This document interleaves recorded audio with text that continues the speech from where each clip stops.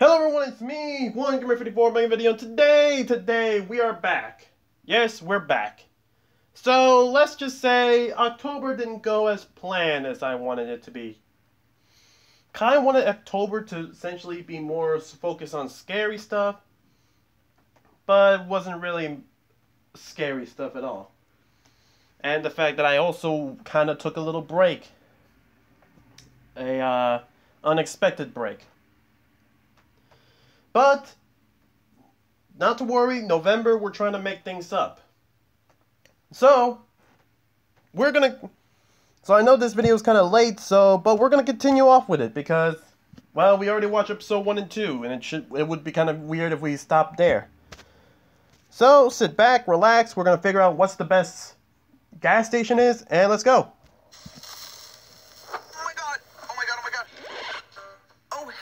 You might be wondering how I got myself into this little predicament. Well, the reason scalding hot coffee is incinerating my nether regions is because I'm trying to find the best gas station food in every other region. So don't let my nads sizzle in vain. Stick around to see which gas station will reign supreme.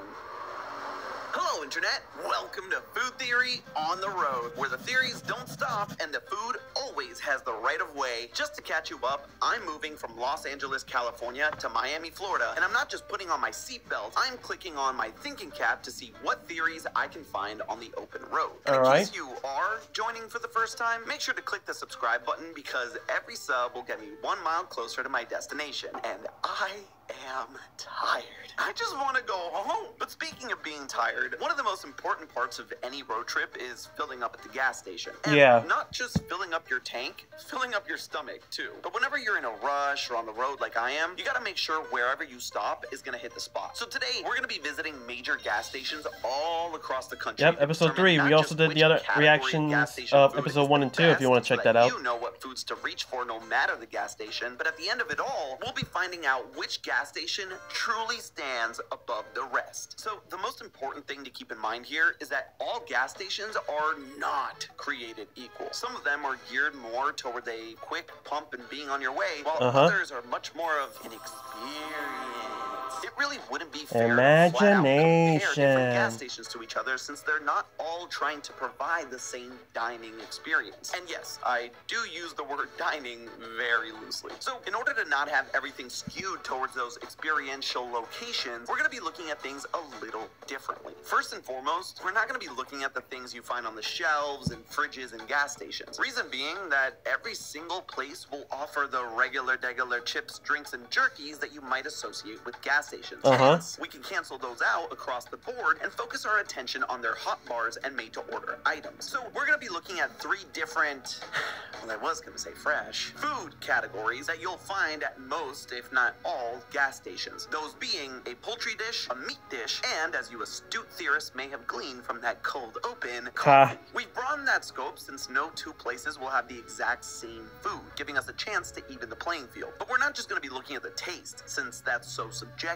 Instead, we'll be looking at the price, freshness, and convenience of each food category and ranking the places on an F to S tier list. This way, we'll be able to find out, regardless of which gas station you find yourself at, what type of food you should be springing for. So, to start things off, we'll be taking a look at my nemesis, coffee. Luckily, like gross bathrooms and truckers named Buck, Tuck, or Trevor, coffee is something that you're pretty much guaranteed to find at any and every gas station. But the nuance here is how that coffee is prepared. You have coffees that are made and poured into dispensers where they sit all day until they're emptied, and on the other end of that, you have coffee machines that grind the beans right in front of you. Of the major chains we visited, Mobil, Chevron, and Shell had the most variety in coffee machines. That didn't exactly mean it had the best coffee of the 3, though. The biggest downfall of all the major gas stations when it came to their cup of joes was the maintenance that coffee requires. Because the Shell stations, which did have the quote-unquote fancier machines, ended up having staler tasting coffee. The hypothesis here was that the coffee machines need regular cleaning and descaling. I never really had coffee to go. More isolated areas most likely didn't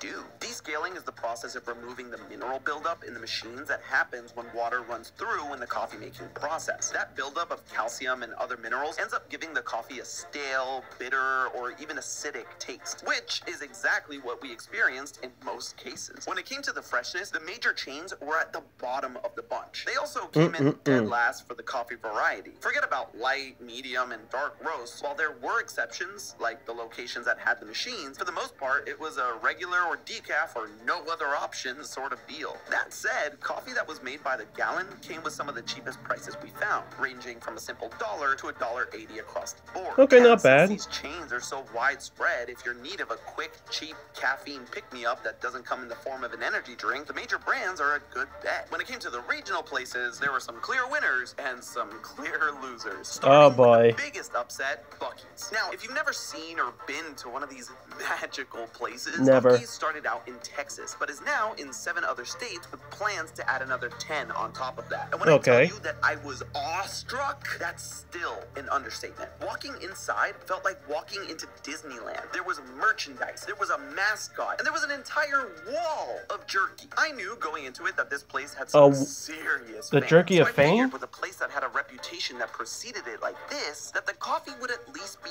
decent. That was not the case. And I'm not just biased because this is where I burned my giblets, but I did add an impromptu category just for them. That's a 0. That is a 0 for Buc-ee's in item quality. Jeez, I'm gonna take off the top now. Yeah, all right, let's see this.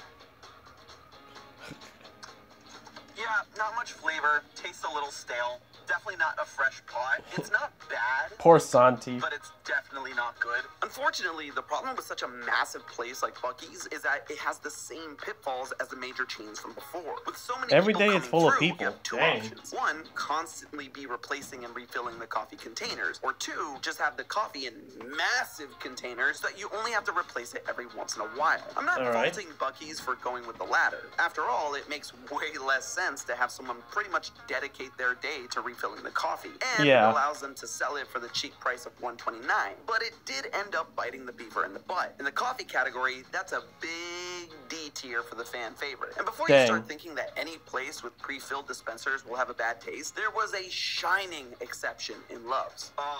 Oh yeah, it's night and day. It's night and day. This is Day way and better. night. This isn't mind-blowing coffee, but it has a good flavor. It has a good bitterness. It doesn't taste stale.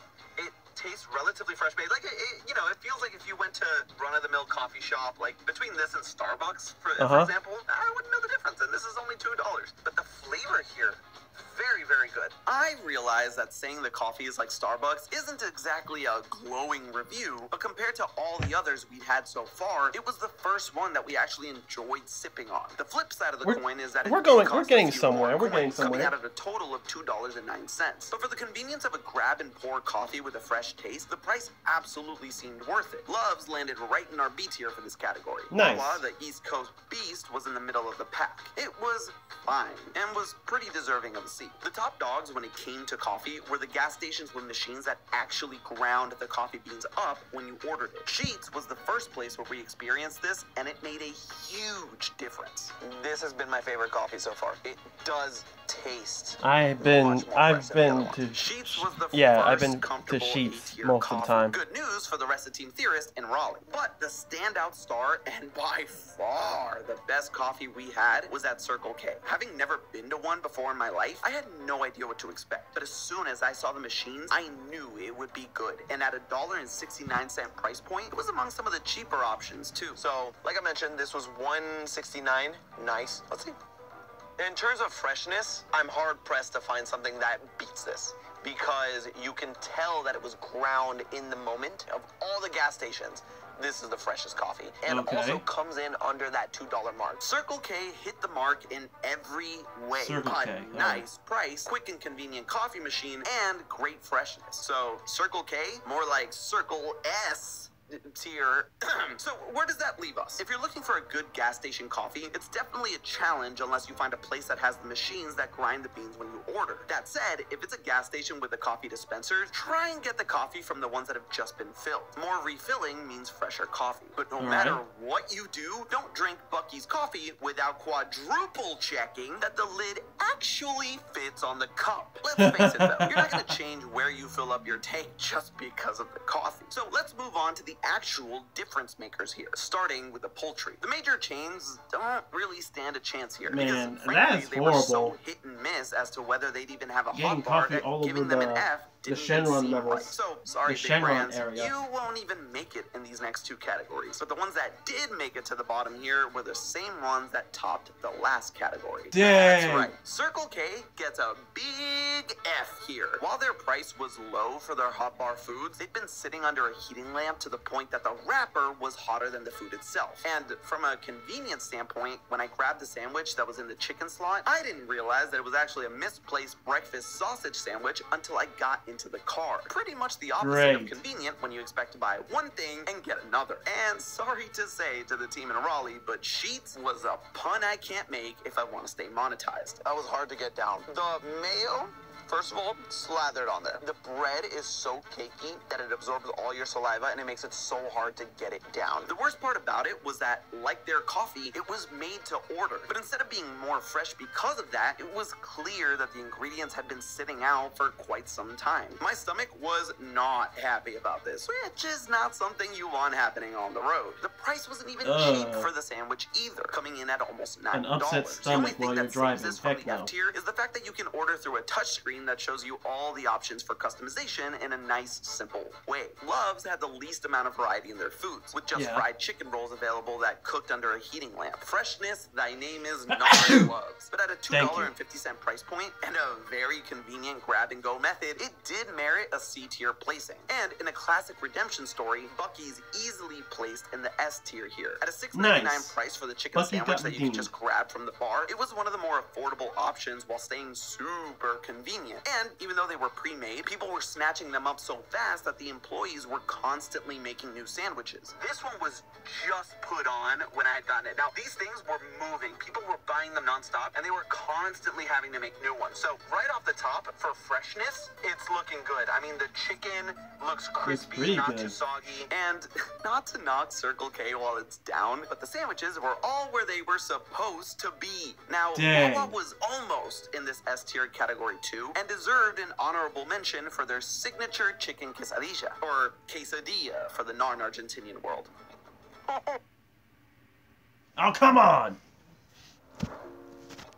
Oh my god. There we This is go. in another league. It is delicious. It's seasoned very well. The chicken is flavorful. The pico de gallo has that kind of acidity and juiciness from the tomato that you like. The cheese, it's not overwhelmingly cheesy, so it doesn't get too greasy, but it's definitely there. This is the kind of quality I would expect from like a mid-tier fast food, kind of like Mexican fast food place. If we were ranking based on taste, this would have been in a category even above S. It wasn't gas station food. It was restaurant quality. Obviously, Restaurant freshness was quality? also off the charts since it was made to order via touchscreen. And for $6.74, it beat even Buc-ee's in price. Unfortunately, the convenience is where Wawa fell from grace. From the Dang. moment I ordered to when I picked up my food, almost 15 minutes passed. Not an issue when you're seated at a restaurant, but when you're getting gas and trying to get back out on the road, 15 minutes seems like an eternity. So Yeah. womp for Wawa, but at least it's still A tier. Ultimately, when it comes to the chicken options, grab and go should be your go-to. And excluding Sheetz, there weren't any truly bad tasting dishes. I mean, for what it's worth, even the mistaken breakfast sausage from Circle K was pretty darn good.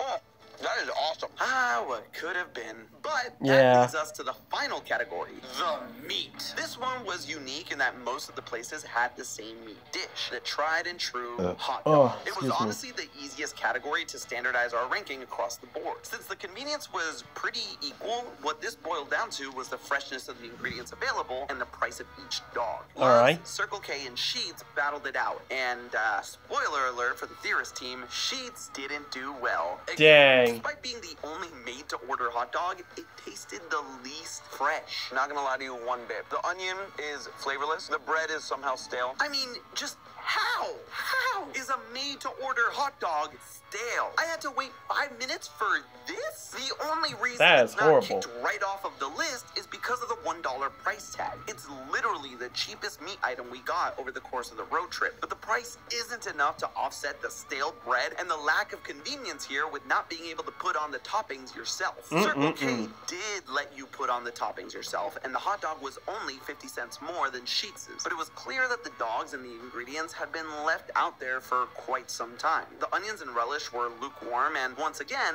the dog that I got was not the one that I intended. How hard is it to put things where they belong, Circle K. This time around, This is it was horrible. somehow even more I hate egregious. misplaced. This is a jalapeno cheddar sausage. Did not realize that. It was in the all beef section, so shame on you, Circle K, because if someone were to eat this that doesn't have a spice tolerance, whoo-wee. This actually did mean that my live-action producer and wife couldn't try it for the second opinion, since eating something as spicy as that hot dog would no doubt kill her instantly. At least this time it was the right protein, so Circle K can rest easy in the C category. But Alright, that's all good. hope is not lost for the hot dogs, theorists. Honestly, way better than it should be. The all beef hot dog is flavorful. It's juicy. It's just really good. Love's hot dog was a whopping $2.50, which is more than double the cost of Sheetz. But the sausage tasted fresh somehow, despite being under the cooking lamp for who knows how long. But it was the toppings that really shined here. The toppings were covered and put on Got an ice bed ketchup to keep and- them nice and cool without drying out and losing flavor. The convenience of grabbing whatever fresh things you want and skedaddling was great. And even though the price was the highest of the hot dogs, it's still only $2.50. Nice. Loved Love's, and for checking every box solidly, it was the top dog in the S tier. But it wasn't alone Nice. at the top. No, not Wawa. Their famous hot Italian sandwich couldn't even beat Circle K. It was $10 for the aforementioned 15-minute wait. No amount of freshness would make up for that. The second crown in this category goes to Buc-ee's once again. Their 3-meat sandwich was by far and away the best food we tasted. Oh my god. Now I just That want to is go eat restaurant Buc-ee's. quality. The astounding thing for me is that it hasn't even been left out enough for the heat to steam up and make the bread soggy.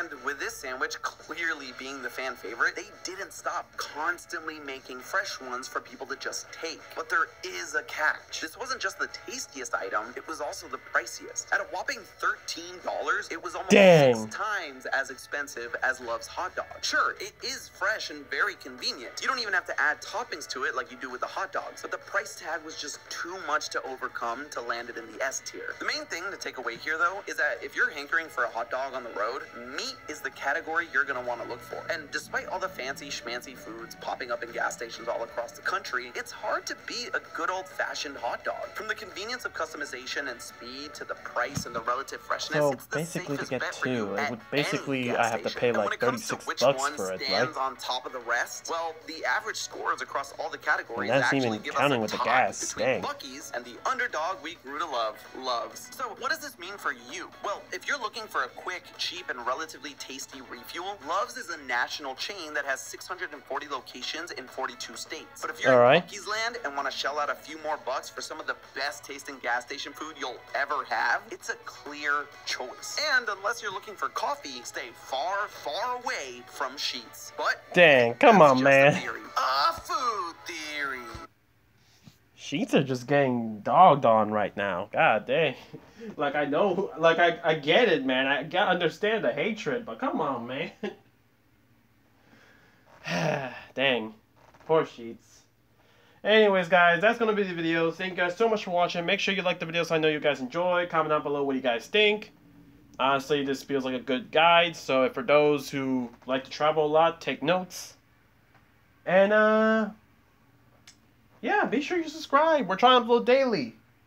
Especially, we're trying to upload daily just to make up from October. So, do expect at least, we'll try to at least make, I don't know, like I did miss out Monday and Tuesday, but we're at least next week you'll see 1 episode per day.